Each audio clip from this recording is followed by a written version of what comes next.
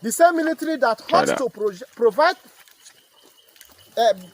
protect and provide properties has turned themselves into militaries of killing, raping, and maiming innocent individuals and rendering our area and our youth jobless.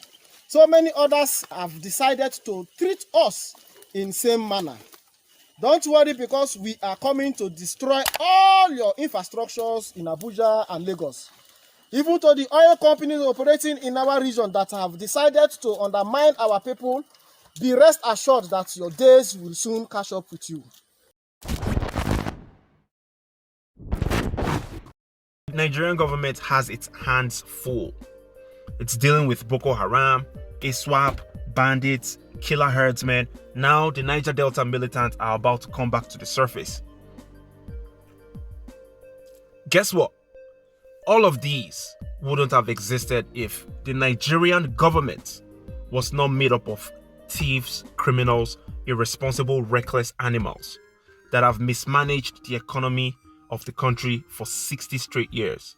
I'm not only putting all the blame on the current people, on the people in the current administration, but the people in all the previous administrations are culpable.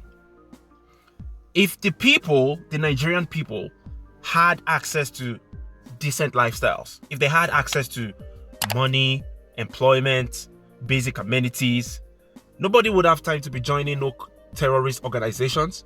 Nobody would have time to be joining no militancy.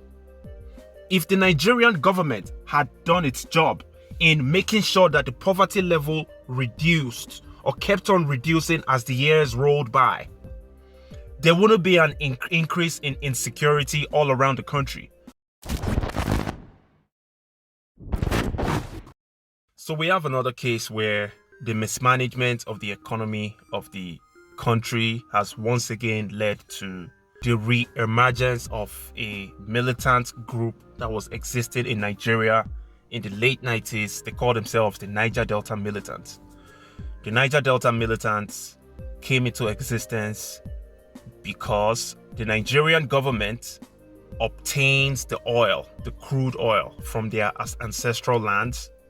And even though the crude oil is responsible for the generation of revenue for the entire country, because Nigeria almost solely relies on crude oil for its revenue generation, the people in the region of the Niger Delta are some of the poorest people in the country.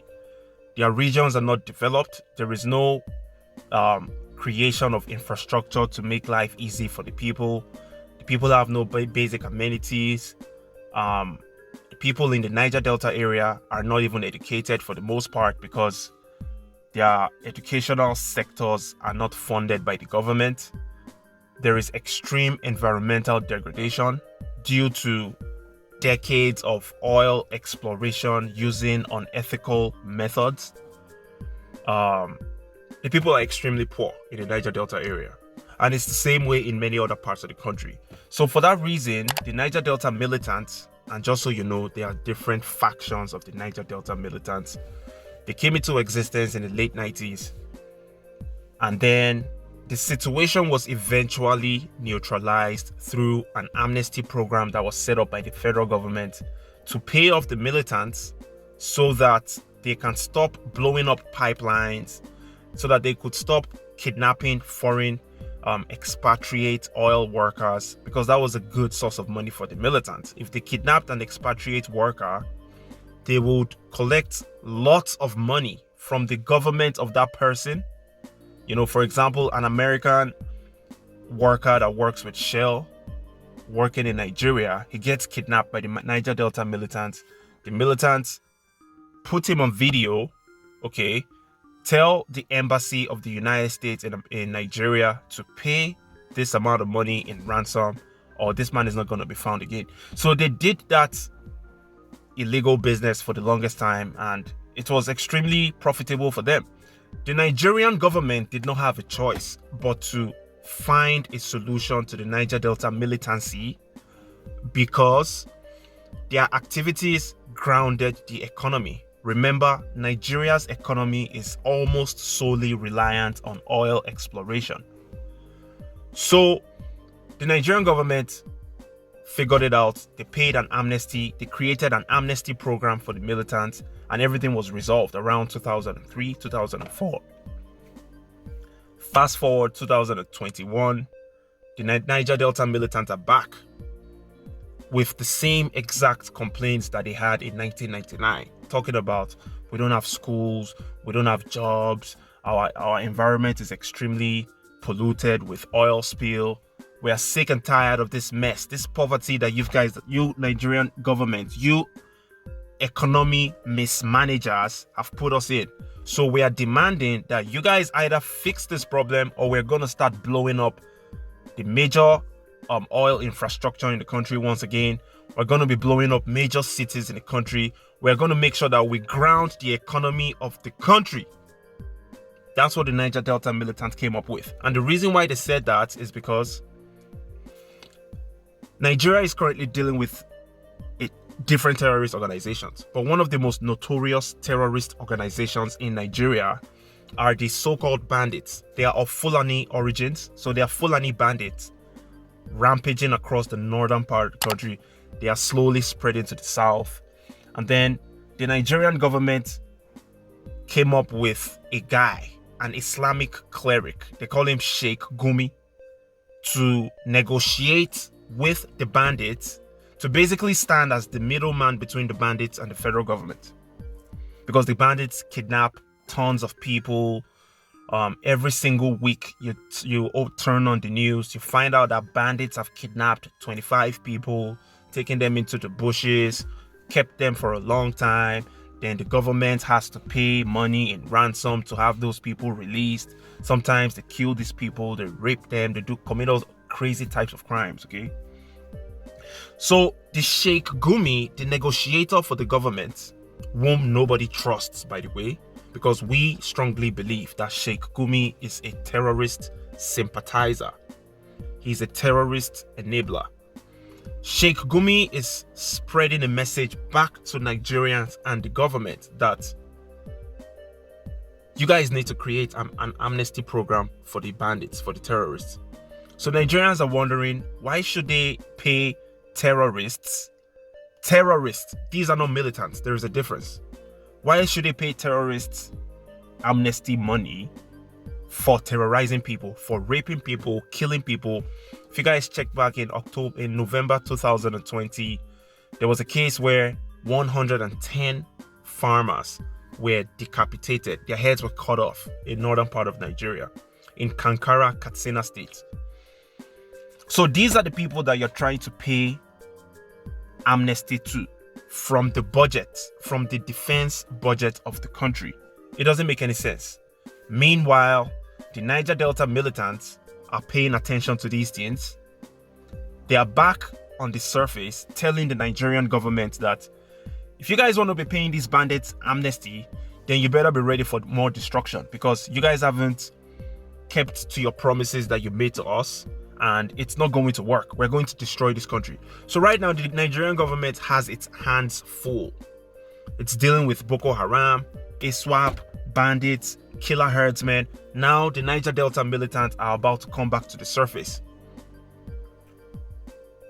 Guess what? All of these wouldn't have existed if the Nigerian government was not made up of thieves, criminals, irresponsible, reckless animals that have mismanaged the economy of the country for 60 straight years.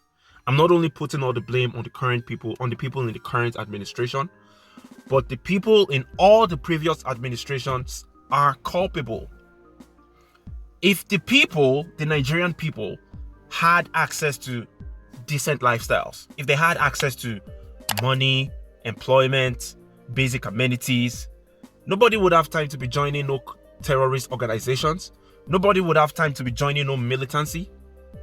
If the Nigerian government had done its job in making sure that the poverty level reduced or kept on reducing as the years rolled by, there wouldn't be an increase in insecurity all around the country. Right now, as it stands, even though Nigeria on paper looks like the richest country on the continent of Africa, right? At the same time, the country has the highest number of people living in extreme poverty all around the world. Nigeria overtook India, a country with a population of over 1 billion people, in the number of people living in extreme poverty in 2020. So you guys know that these guys are doing an extremely terrible job with managing the economy of the country.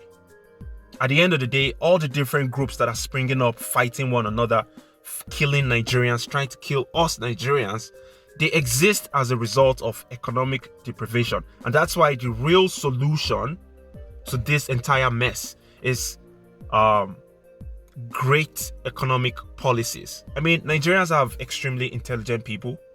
We have tons of professors, doctors, educated people. We have natural resources. We have human resources. But for some reason, we are unable to harness these characteristics that we have to push the country towards greatness. Why is that the case? It's simple. Because the structure of the country, the leadership of the country, the constitution, everything that the country is founded upon is fake. None of that shit can make anything work good. That's why the country is working against itself. The only people that are beneficiaries of the country are those people that are in the political circle, their family members, their friends, and their affiliates. Nobody else. So I don't know, man. The problem with the insecurity has gotten to the top. It's unbearable at this point, and that's why a lot of people are calling for the breakup of the country, including myself. But I know that's going to be extremely difficult because you would need the executive and the legislative to sign in to have a referendum that would eventually lead to the breakup of the country, or people carry arms against the Nigerian government. And both options are extremely difficult to achieve. So what is the solution? Let us know what you think.